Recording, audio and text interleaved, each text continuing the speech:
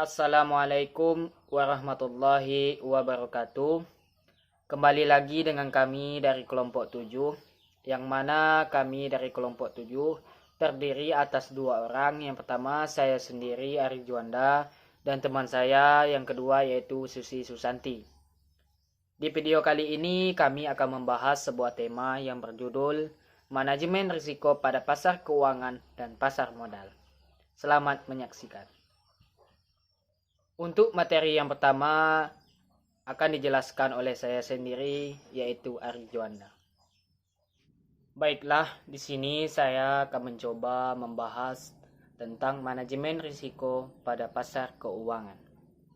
Apakah yang dimaksud dengan risiko keuangan? Risiko keuangan adalah risiko kehilangan uang atau barang yang sangat berharga dalam konteks pasar keuangan. Kita dapat mendefinisikan risiko sebagai sejumlah uang yang dapat hilang saat berdagang atau berinvestasi. Jadi, risiko ini bukanlah kerugian yang sebenarnya, tetapi apa yang akhirnya akan menjadi kerugian. Dengan kata lain, banyak layanan atau transaksi keuangan yang mengandung risiko kerugian yang melekat di dalamnya. Dan inilah yang kita sebut dengan risiko keuangan. Secara umum, konsep ini dapat diterapkan pada sebagai skenario seperti pasar keuangan, administrasi bisnis, dan beban pemerintahan. Proses pengendalian dan penanganan risiko keuangan lebih sering merujuk ke manajemen risiko. Tetapi sebelum masuk ke manajemen risiko lebih dalam, sangat penting untuk mengetahui pengetahuan dasar mengenai risiko keuangan dan jenis-jenisnya. Ada beberapa cara untuk mengklasifikasikan dan mendefinisikan risiko keuangan. Beberapa contoh penting diantaranya yaitu risiko investasi, risiko operasional, risiko kepatuhan, dan risiko sistematik. Selanjutnya yaitu jenis-jenis risiko keuangan. Yang pertama yaitu risiko investasi. Risiko investasi adalah risiko yang terkait dengan investasi dan aktivitas perdagangan. Ada beberapa bentuk risiko investasi, tetapi kebanyakan berkait dengan fluktuasi harga pasar. Kita dapat memasukkan risiko pasar, likuiditas, dan kredit sebagai bagian dari kelompok risiko investasi. Dan yang kedua yaitu risiko pasar.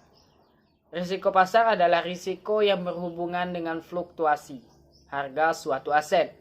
Pengelolaan risiko pasar dimulai dengan mempertimbangkan beberapa banyak kerugian yang mungkin akan dialami jika harga Bitcoin bergerak melawan posisinya.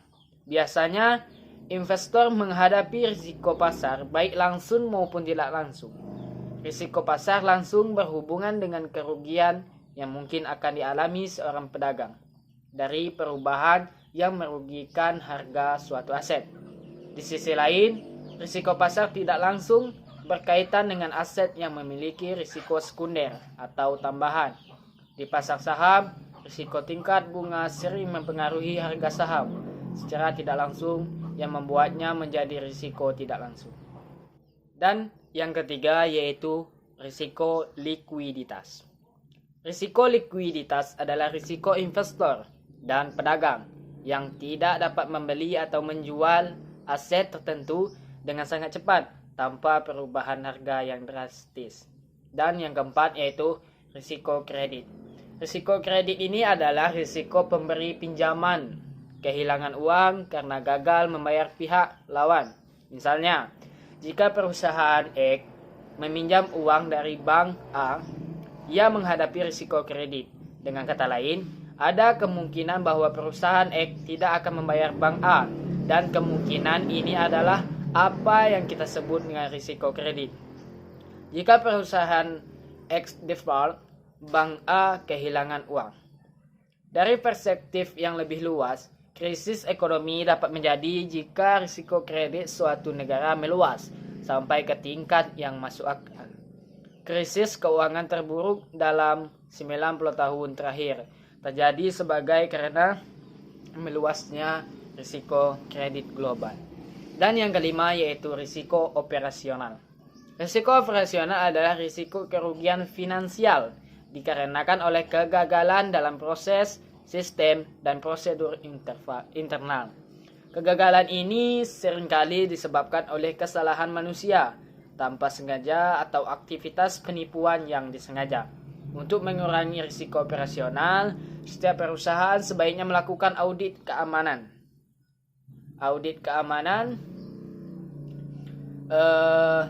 untuk berkala bersamaan dengan adopsi prosedur yang kuat dan manajemen internal yang efektif. Dan yang keenam yaitu risiko kepatuhan.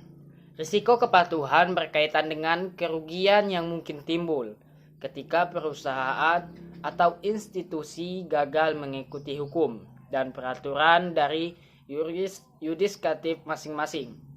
Untuk menghindari risiko seperti itu, banyak perusahaan mengadopsi prosedur khusus seperti anti pencuci uang, anti money laundering, dan ketahui pelanggan Anda, know your customer. Jika penyediaan layanan atau perusahaan tidak patuh, mereka mungkin akan ditutup atau menghadapi hukuman yang sangat serius. Banyak perusahaan investasi dan bank menghadapi tuntunan hukum dan sanksi karena kegagalan kepatuhan. Misalnya, beroperasi tanpa lisensi yang valid, perdagangan orang dalam, atau insiden trading dan korupsi juga merupakan contoh umum risiko kepatuhan. Dan yang ketujuh yaitu risiko sistematik. Risiko sistematik berkaitan dengan kemungkinan peristiwa tertentu yang memicu efek buruk di pasar atau industri tertentu. Misalnya, keruntuhan Lehman Brothers pada tahun 2008 memicu krisis keuangan serius di Amerika Serikat yang akhirnya berpengaruh banyak negara lainnya. Risiko sistematik terlihat jika ada korelasi yang kuat antara perusahaan yang merupakan bagian dari industri yang sama.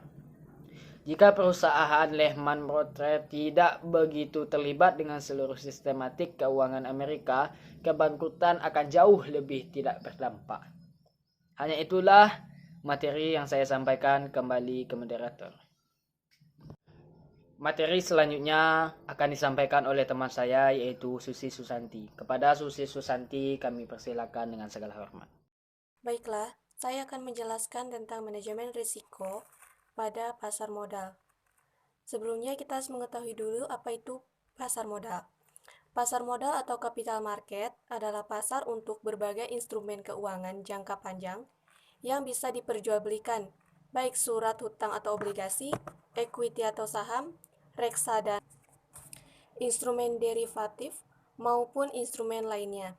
Pasar modal merupakan sarana pendanaan bagi perusahaan maupun institusi lain, misalnya pemerintah, dan sebagai sarana bagi kegiatan berinvestasi.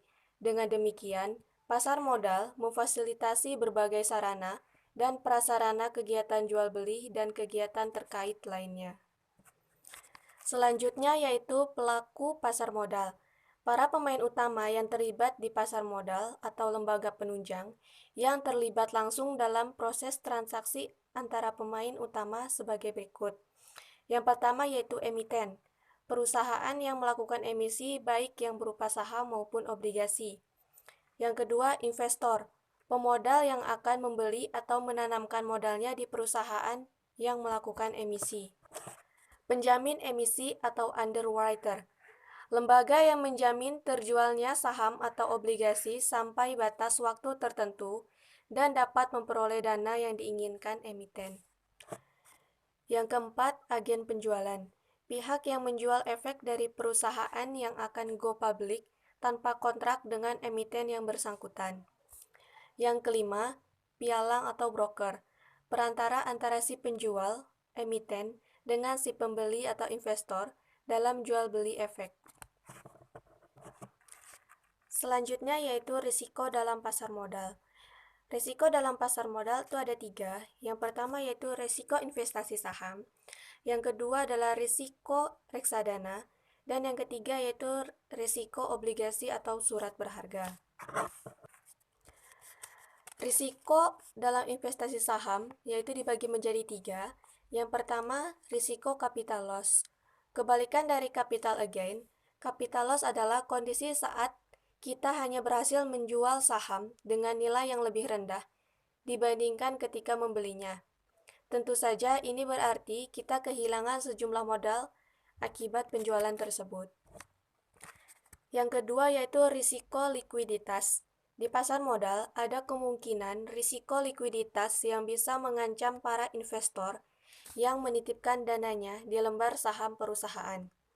Risiko likuiditas membuat Anda akan kesulitan menjual saham di waktu yang diinginkan. Biasanya ini terjadi karena perusahaan saham tersebut mulai tidak mendapat kepercayaan publik atau ada prediksi nilai sahamnya semakin rendah dan tidak akan berkembang. Yang ketiga yaitu risiko kebangkrutan. Kebangkrutan adalah kondisi saat perusahaan tempat kita menanamkan modal tiba-tiba tidak dapat melanjutkan usahanya karena dinyatakan bangkrut oleh pengadilan. Dalam situasi seperti ini, kita tidak dapat memperoleh keuntungan lagi dan investasi yang kita tanamkan bisa saja hilang. Selanjutnya yaitu risiko obligasi atau surat hutang. Risiko dalam obligasi biasanya ditentukan jangka waktu jatuh tempo. Jatuh tempo adalah suatu tanggal di masa depan di mana penerbit obligasi akan membayar nilai pokok investasi atau nilai nominal kepada investor obligasi. Jatuh tempo itu bervariasi mulai dari kurang dari 10 tahun hingga lebih dari 30 tahun. Risiko pada obligasi ada 4. Yang pertama, risiko likuiditas. Risiko ini dapat terjadi apabila investor obligasi sedang membutuhkan dana tetapi kesulitan menjual obligasi dalam waktu cepat di harga yang wajar di pasar sekunder. Dalam situasi tertentu, obligasi yang dijual oleh investor bukan tidak mungkin berada di harga diskon dibandingkan dengan harga membelinya. Yang kedua, risiko pasar. Risiko ini dapat terjadi apabila harga obligasi berfluktuasi karena berbagai faktor ekonomi makro seperti inflasi. Pada saat inflasi meningkat, harga obligasi berpotensi turun. Pada saat obligasi dijual dengan harga lebih rendah, maka investor mengalami kerugian. Penurunan harga dapat terjadi karena sejumlah faktor seperti perubahan suku bunga, perubahan kondisi perekonomian, hingga kondisi politik yang tidak stabil. Yang ketiga yaitu risiko gagal bayar. Risiko ini dapat terjadi apabila penerbit obligasi, yaitu pemerintah atau perusahaan, tidak sanggup membayar nilai pokok investasi beserta kuponnya. Dalam kondisi ini, investor dapat kehilangan seluruh atau sebagian nilai pokok yang diinvestasikan di obligasi. Sebagai pengingat, obligasi negara dijamin oleh pemerintah berdasarkan serangkaian undang-undang dan pembayaran nilai pokok serta investasinya disediakan oleh APBN. Yang keempat yaitu risiko perubahan peraturan. Risiko ini dapat terjadi apabila pemerintah mengubah peraturan terkait perpajakan obligasi yang dapat mempengaruhi hasil investasi yang diperoleh investor. Pada saat ini, pajak penghasilan obligasi sebesar 15%. Selanjutnya yaitu reksadana. Risiko investasi dalam reksadana yang pertama yaitu risiko kurangnya nilai unit penyertaan. Risiko ini dipengaruhi oleh turunnya harga dari efek atau saham, obligasi, dan surat berharga lainnya yang masuk dalam portofolio reksadana tersebut. Yang kedua, risiko likuiditas.